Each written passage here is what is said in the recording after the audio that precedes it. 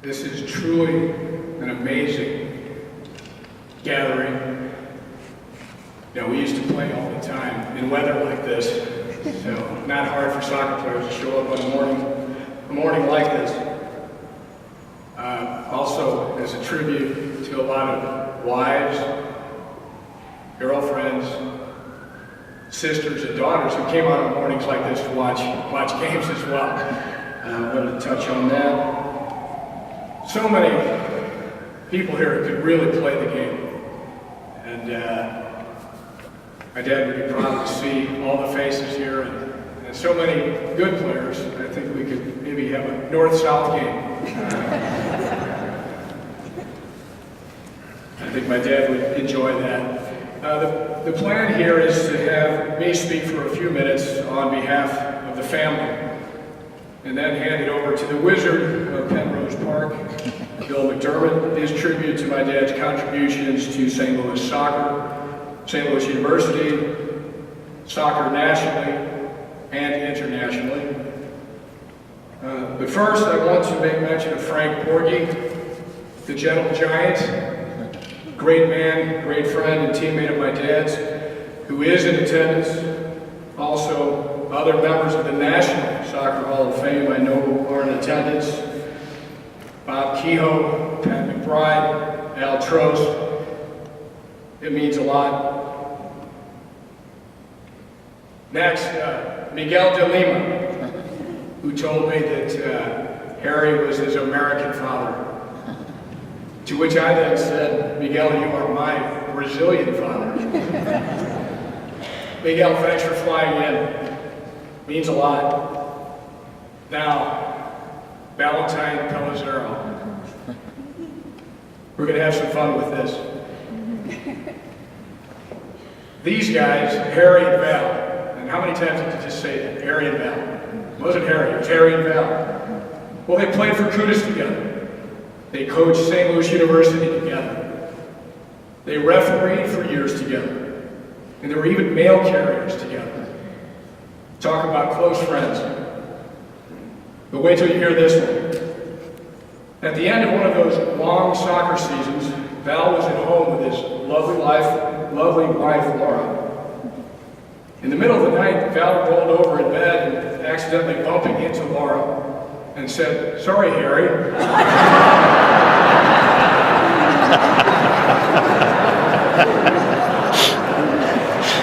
It's funnier every time I hear it. Laura would hardly speak to Val for a week, or at least a week after. Valeroy, thanks for being such a devoted friend to my dad. This means a lot for you guys to be here, and also everyone else here today. My dad led a charmed life, no question. And in turn, he charmed just about anyone he came into contact with. I mean, look at the picture. There was a grace about him, and we were all blessed to share these times with him. From the very beginning, having Pat and Liz as parents. Wow. Enough said there. They doted on him as the baby brother of Bill, Norma, and Betty. Norma and Betty doted on him as well, and later doted on us, Harry and Alma's children and grandchildren. Norma and Betty, thank you for all the great outings and those awesome trips. Harry had his brother Bill to look up to athletically, and Bill helped Harry learn the ropes in the neighborhood. And what a neighborhood. Charmed life for Harry again. The Cronlet Y was 1 block away for swimming, gymnastics, and basketball. Low school playground, only a half a block away for softball and pickup soccer games. Most importantly, less than 2 blocks away, La Sociedad Española, a Spanish society, where they idolized the legendary goalkeeper, Zamora, and where they adopted Harry as an honorary Spaniard. They taught him the world's greatest game. The grand old man, Chick Fernandez, father of Apples Fernandez, coached him. Andres Andy Gonzalez would be Harry's best man. What a great experience to grow up in that kind of a neighborhood. And many lifelong friends from my dad from this Spanish society. Then a state championship in swimming at Cleveland High School. Anyone who ever played for Harry can probably remember him betting a Pepsi for how many laps he could swim underwater at the motel pool without coming up for air. 11 years ago, when he was 73, I witnessed him do a 1.5 off of a 10-meter diving platform in front of a youth soccer team that was visiting Guadalajara. These kids went nuts to see a 73-year-old do one. And boy, could Harry float, especially in the ocean. Anybody that was at the beach with him could see that. And but most of all, could he tell stories. I mean, he could tell unbelievable stories, just like his dad Patty, just like his brother Bill, and act them out as well. We all will miss all the storytelling. I know anybody that ever played for Harry heard the stories over and over and over again, and loved them more each time they heard them. Right after high school, the U.S. Navy called. Again, charmed life. 10 days after he enlisted, official hostilities ended. So stationed in California, he made the most of the beaches and also played on teams in the Bay Area where his brother Bill had played before him.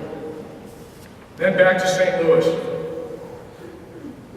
where his mom Liz said, just get a steady job and stay home. After all, his brother Bill had run away as a stage performer to travel the world. And later, most impressively to me as a kid, was in the police circus with the Three Stooges.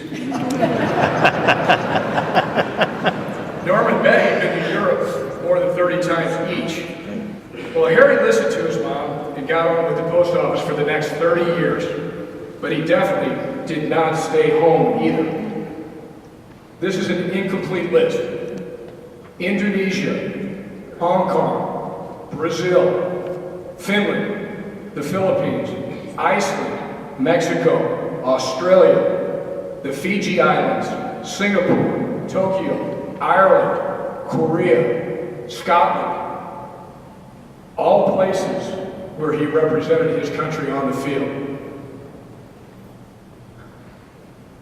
Then Harry got charmed instead of charming people. Harry got charmed by a Latin lovely. From Mexico, her name Alma Flores.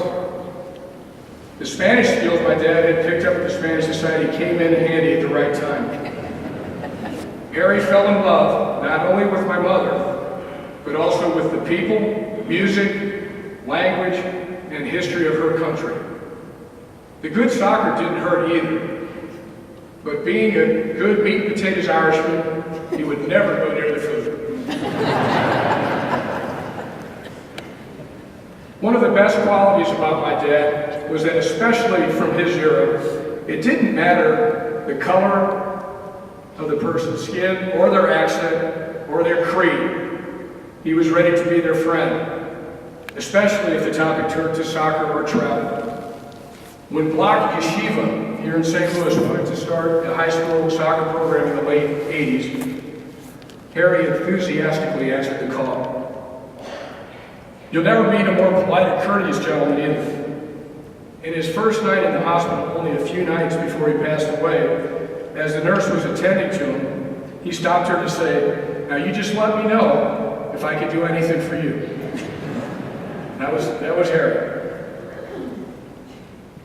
Every time I see Joe Olwick, who played for my dad here in St. Louis U, he remarks, "How cool it must be to have Harry as your dad." Well, let me tell you how cool it was. I got to hang around his Milliken teams as a little kid, and then play for him here. We went to 6 World Cups together.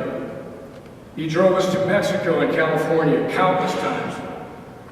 He drove granddaughter Genevieve to her and her friends to attend Miguel de Lima's soccer camp in Pensacola, Florida. He did like to drive. and drink Pepsi while he was driving.